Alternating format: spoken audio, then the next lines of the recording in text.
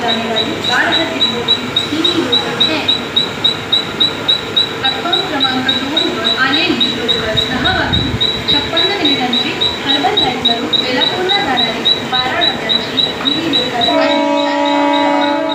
आई local 10 बजकर 56 minute की herbal line से बेलापुर जाने वाली 12 डिब्बों की हिंदी लोकल है।